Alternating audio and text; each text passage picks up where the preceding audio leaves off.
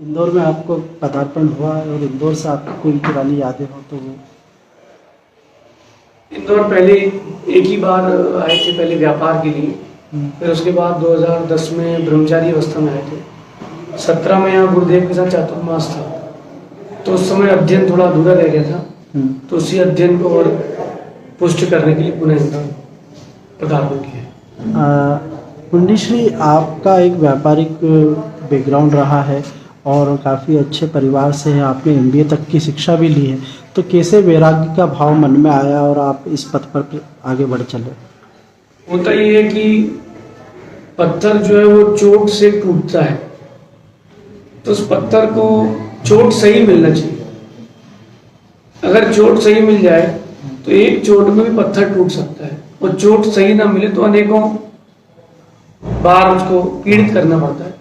तो गुरुदेव के जब वचन सुने 2008 में प्रथम बार, तब वो सही जगह चोट लगी, तो फिर वो उनसे विरक्ति हुई। यद्यपि एक बार मन में आया था कि रुकते हैं, फिर मन में दोबारा ये बात आई कि क्यों ना पुण्य का सदुपयोग करते हैं।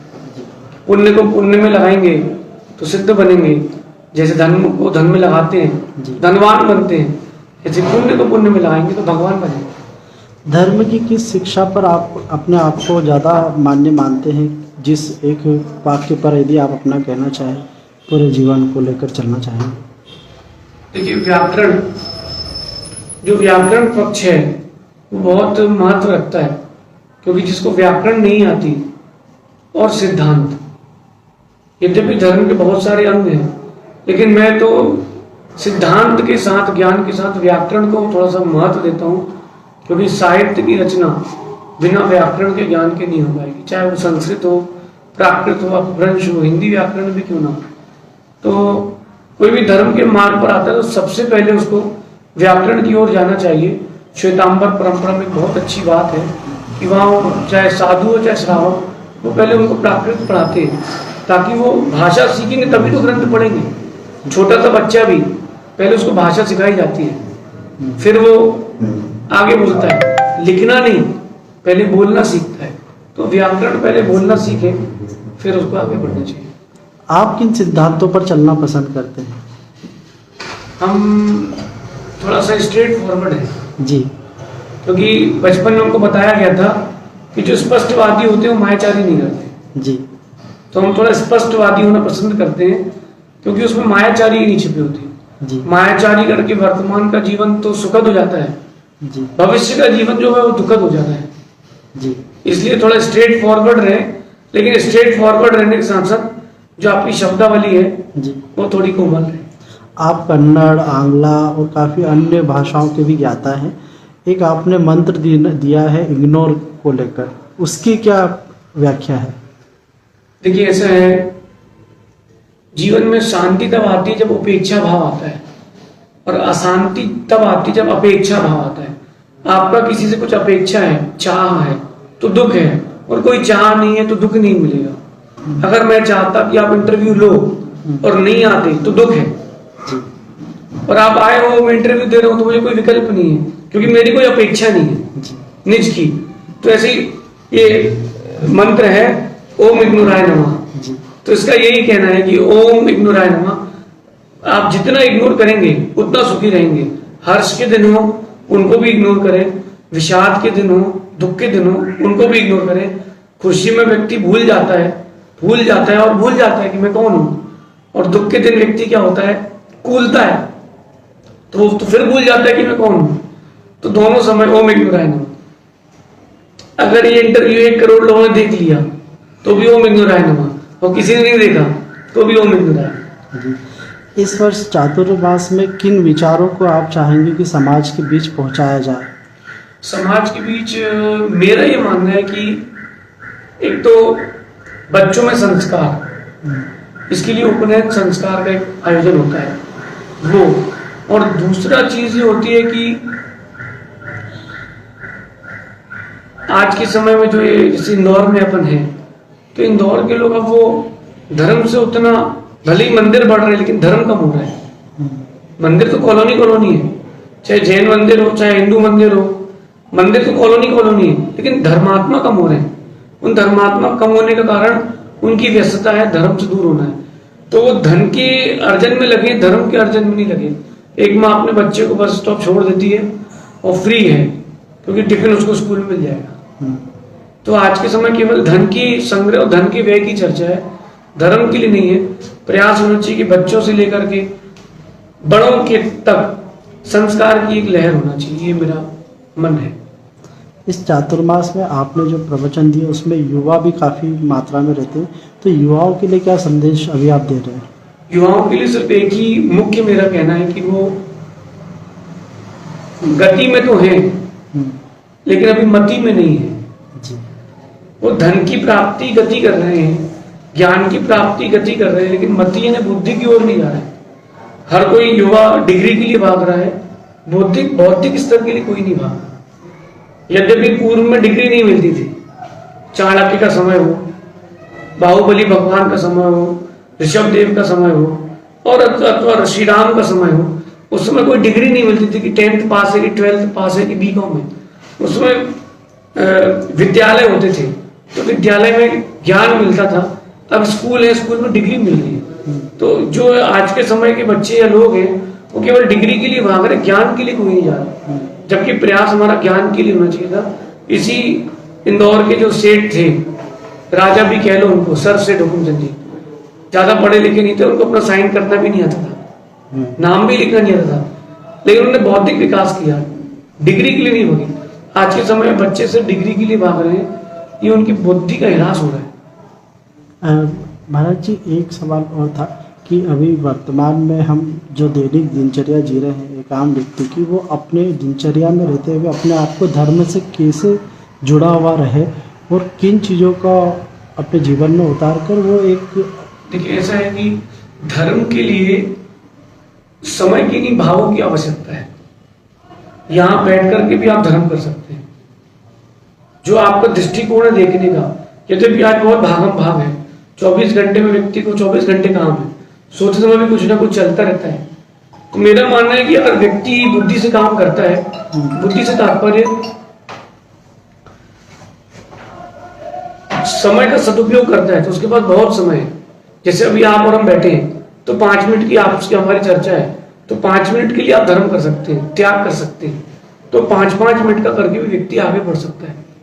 अभी खाली बैठे तो उतनी देर में एक माला फेर ली है, तो उतनी देर में वो धर्म कर सकता है। तो यद्यपि माना की व्यस्तता बढ़ गई है, लेकिन धर्म भी चाहे तो बढ़ा सकते हैं। धर्म की दृष्टि से एक संतुलित दिनचर्या आप कैसी मानते हैं, कैसी होना चाहिए जो धर्म की दृष्टि से भी काफी सुरक्षित है? देखिए, जो धार्मिक होगा वही स्वस्थ होगा, इस सूत्र को मत भूलिए।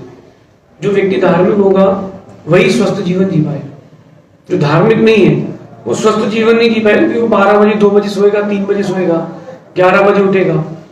तो आयुर्वेद कहता है कि जो सूर्य को से पहले उठता है उसको सूर्य बहुत देर तक देखने मिलता है, मतलब उसका जीवन बहुत अधिक समय तक रहेगा। समझ रहे मैं आपसे क्या करूं? सूर्य को अगर कोई उगता हुआ देखेगा तो वो सूर्य के पास बहुत समय तक देख पाएगा। तो उठने से लेके, भोजन की पद्धति से लेके, शयन की पद्धति से लेके, इन सारी पद्धतियों पर ध्यान रखना पड़ेगा। और आज का व्यक्ति इसको बिल्कुल विस्मृत कर चुका है। आपने कई धार्मिक ग्रंथों की रचना भी की है और अभी भी आप एक शिक्षण कार्य से ही लौट रहे हैं, तो किस चीज़ की शिक्षा आप अभी भी लेना चाहते हैं? देखिए, सीखने की कोई उम्र नहीं है जी। सीखने के लिए सिर्फ भाव होना। अभी जो अध्ययन हमारा चल रहा है वो सिद्धांत का चल रहा है। हर धर्म में सिद्धांत अलग होते हैं और व्याकरण अलग होती है, उनका न्याय का पक्ष अलग होता है, कथाएं अलग होती है, साहित्य अलग होता है, छंद अलंकार विद्या होती है, वास्तु, ज्योतिष, गणित, ये सारी विद्या होती है। तो एक सिद्धांत पक्ष होता है। जैसे मोबाइल है आपका, उसका सिद्धांत है कि इतने घंटे ज्यादा चलेगा नहीं, बंद हो जाएगा। तो ऐसे जो जिनागम का सिद्धांत पक्ष है, उसके अध्ययन के लिए गोमटसार, जीवकांड, कर्मकांड, लब्धिसार और छपनासार का अध्ययन के लिए वर्तमान में हम यहाँ पर पंडित जी साहब के लाभ ले रहे हैं जी। एक नई बात सामने आई है कि हमारे तीर्थ राज्य जो है, तीर्थ को एक पर्यटन स्थल घोषित किया, उस पर आपने काफ़ी आपत्ति भी जताई है, तो क्या वजह है जो आप उसको पर्यटन क्षेत्र घोषित करने के विरोध में? देखिए, बहुत सारी इसमें विडंबनाएं आ जाएंगी आगे जाकर के। प्रश्न आपका अच्छा है। जो धर्म है, भारत जो है, भारत देश जो धर्मनिरपेक्ष देश है, यहाँ किसी को धर्म की क्रिया में इंटरफेरेंस नहीं होता। हमारा यही कहना है कि जब जैन लोग किसी के क्षेत्र में इंटरफेरेंस नहीं करते तो किसी को हक नहीं है कि वो हमारे क्षेत्रों में इंटरफेरेंस करे। क्योंकि वो जो पर्यटन स्थल होता है वहां पर विशुद्धि के भाव नहीं होते, वहां खाने के, घूमने के, शुभ के भाव तो होते ही नहीं। जब भी कोई पर्यटन के लिए निकलता है तो कहीं ना कहीं उसके भाव अशुभ की ओर जाते हैं, शुभ की ओर उसके परिणाम नहीं होते। मेरा भी यही कहना है कि आपको पर्यटन स्थल बनाना है, सम्मिलित से करके आप बाहर चले जाओ, आपको जितनी जगह पर्यटन स्थल बनाना बना लीजिए, और भी पहाड़ आसपास है सम्मिलित से करके, वहां ही क्यों बनाना है पर्यटन स्थल? कहीं ना कहीं जैन धर्म से जिसका विद्वेष है वो चाहता है कि वही पर्यटन स्थल बने, और उसी पर्यटन स्थल के चलते हुए गिरनार क्षेत्र हमारा जा चुका है, और गिरनार क्षेत्र जाने के बाद सम्मिलित से घर भी हमारा जा सकता है, तो उसको जाते हुए नहीं देख सकते। वो कोई सम्मिलित शिखर जो क्षेत्र है वो किसी जैनों का अकेला नहीं है, सभी के वहां जैन लोग भी आते हैं, लेकिन मर्यादा के साथ। आप हमारे कक्ष में आओ तो आप जूते चप्पल उतार कर आए, आप आए ना तो जूते चप्पल उतार करके आए हो। क्यों? कि इस कक्ष की मर्यादा है, ऐसे उस क्षेत्र की मर्यादा है। अब वहां मांस, फिर पर्यटन होगा तो लोग सिगरेट भी पियेंगे, मांस भी खाएंगे और शराब भी पियेंगे, तो उस क्षेत्र की पूरी वर्गणा खत्म हो जाएगी। वास्तु में कहते हैं कि एक अलग से कमरा होता है घर पर, किसके लिए? जिनका मदिरा पान आदि करना है तो अलग कमरे में करते हैं। कोप भवन होता है, किसी को गुस्सा होना है, रूठना है, रोना धोना है, उस भवन में जाकर होते हैं, ताकि वर्गणाएं उस भवन तक अशुद्ध रहे। तो हम नहीं चाहते कि हमारे क्षेत्र की वर्गणा अशुद्ध हो, क्योंकि जैन दर्शन तो उसको स्वीकार नहीं कर पाएगा। इस अशुद्धता को रोकने के लिए आपने क्या अभियान चलाने का विचार किया? अभी यहाँ पर बहुत सारे संस्था के लोग, न्यास के लोग आए थे। हमने उनसे कहा था कि आप अहिंसा पूर्वक अपना विरोध करें, दर्ज करें, क्योंकि हिंसात्मक विरोध करने से कुछ नहीं होगा। अपन हिंसा को रोकने के लिए हिंसा करें तो कोई तरीका नहीं है। हम हिंसा को रोकने के लिए भी अहिंसा का प्रयोग करेंगे। जिस महावीर की अहिंसा को गांधी जी ने अपनाया था, उसी महावीर की अहिंसा को हम यहाँ पर कहना चाहते हैं कि श्री राम जैन आगम से कुछ और कथा है, हिंदू दर्शन से कुछ और कथा है। यद्यपि श्री राम को तो सीता जैसी और भी स्त्रियां मिल सकती थी, वो तो मर्यादा पुरुषोत्तम थे, राजपुत्र थे, फिर भी उन्होंने सीता को लेने के लिए लंका भी गए, युद्ध भी किया। क्यों? ये निज की संपत्ति और निज की वस्तु का भाव है। ऐसे जो क्षेत्र है वो हमारी संपत्ति है, हमारा भाव है, इसलिए हम उसके लिए युद्ध तो नहीं करेंगे, लेकिन प्राप्त जब तक नहीं करें तब तक पीछे भी नहीं हटेंगे। इस अभियान की क्या रूपरेखा बनाई है आपने? इस अभियान के लिए हमने कहा कि एक बार आप सामूहिक भारत में, जैसे पूर्व में संधारा के लिए एक भारत बंद का अभियान किया था 2015 में, उसी प्रकार इस बार भी एक सामूहिक भारत में अभियान होना चाहिए कि मालूम चल जाना चाहिए कि जैन लोग केवल आप उनको धार्मिक ही ना माने, वो आपकी अर्थव्यवस्था के आधार है। और इन जैनों के लिए समाज को, अन्य समाज को भी एकत्रित होना चाहिए, क्योंकि आज ही हमारे जैन धर्म के लिए हो रहा है, कल अन्य दर्शन के लिए भी होगा। तो कहीं ना कहीं ये धर्म के लिए आघात है। इसके सामूहिक और टुकड़े टुकड़े में भी अपन को गवर्नमेंट के लिए, जो वर्तमान के राजा कहे जाते हैं प्रधानमंत्री, उनके लिए ज्ञापन देना चाहिए प्रीति पूर्वक कि हम झगड़ा नहीं चाहते, हम तो विषय समाप्त करना चाहते हैं। तो इसका कोई दिन स्थान अभी तक तय हुआ? अभी दिन स्थान उन्होंने चयन नहीं किया है। आने वाले समय में वो जो भी चयन होगा वो उसको सामूहिक रूप से पूरे भारत में, क्योंकि जैन समाज जो है भारत के प्रत्येक कोने में, कश्मीर से लेकर कन्याकुमारी तक, और यहाँ आसाम से लेकर गुजरात तक, राजस्थान तक, सभी जगह जैन समाज है। छोटे छोटे गांवों में भी जैन समाज है।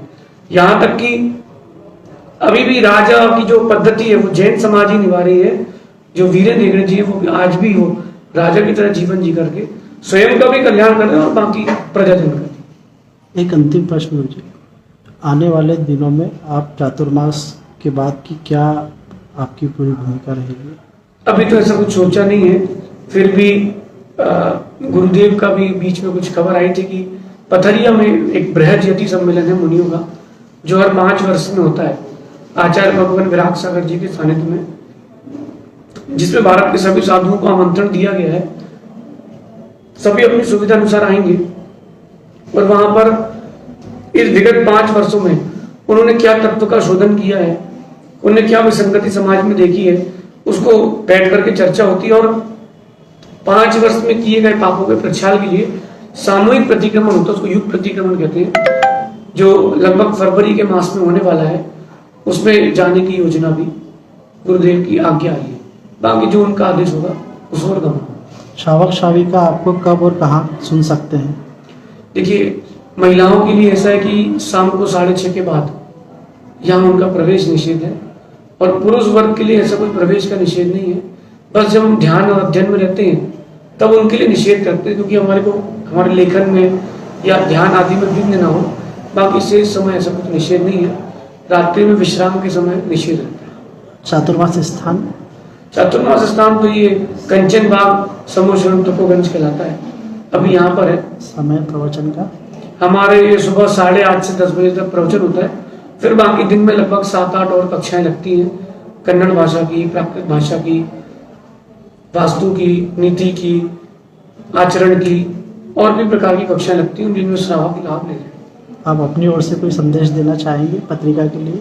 पत्रिका के लिए यही संदेश है कि जैसे पत्रिका का नाम अभी उच्च स्तर पर है भारत पर, वो विश्व में उच्च स्तर पर जाए, इसके लिए जिस प्रकार से वो भी सामाजिक, धार्मिक, व्यावसायिक सारे विषयों को लेकर चलते हैं, ऐसे विषयों को लेकर के चले।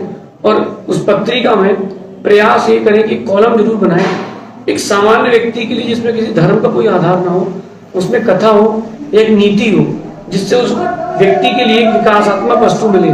क्योंकि आज के समय में बौद्धिक स्तर का विकास नहीं हो रहा, तो पत्रिका के माध्यम से भी छोटे छोटे 4 पंक्ति या छोटी छोटी सी कॉलम की कथा देकर के बौद्धिक विकास कर सकते। क्या पता कि किसी ने उसको पढ़ के ही परिवर्तन को प्राप्त कर ले। बहुत बहुत धन्यवाद।